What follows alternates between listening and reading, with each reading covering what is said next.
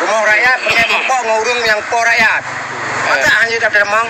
Anak pegawai bang perlu mempok ngonyan. Bukan pegawai. Jamun rumahnya hanya demang. Ini kan perlu yang bang. Kamu perlu solusi yang god dari nyan kan. Dua PLT kerana betul. Nana tak boleh solusi yang god. Ini di ngopi.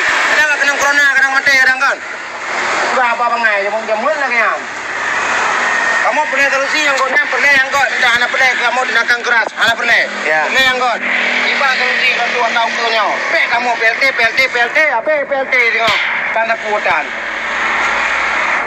Kamu tiba hanya tak perdam bang, tapi mau terakhir apa perdam?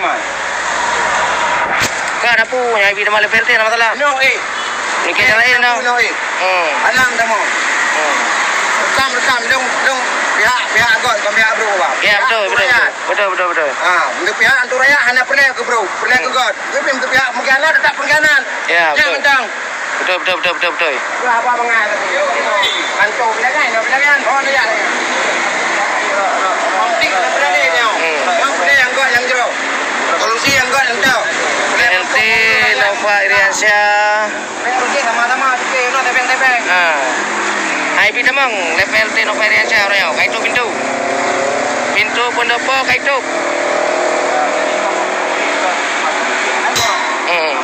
Ya rumah rakyat, rumah pribadi, rumah punya no. Boleh mampu sama apa-apa. Biar aku kadang perle daerah apa gitu sih.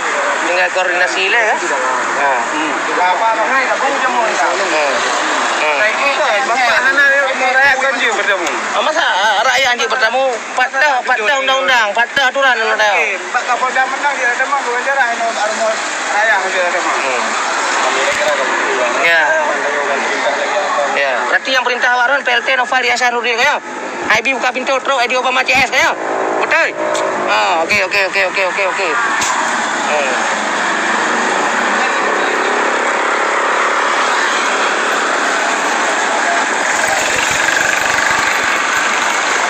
Hai. Bang mau pandio. Menang buka. Pandio.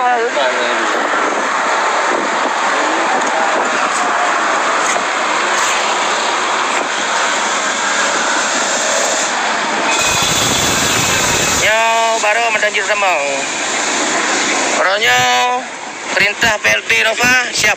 Okey. Perintah PLT Nova pintu HIB buka. Nyotro Tiung Edi Obama CS. Jadi kayak perintah orang bang. Kayak perintah bawa Satpol PP, bawa Saji, Nyonatro Tiung Edi Obama CS, baby demang. Tak boleh buka pintu tu lain no. Baik dia memang dah drop dia je. Ya siap, kabaran. Jaga lain dia memang dah drop. Okey.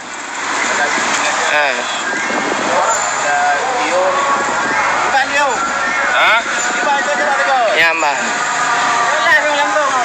Siap, Petrus. Lumpion.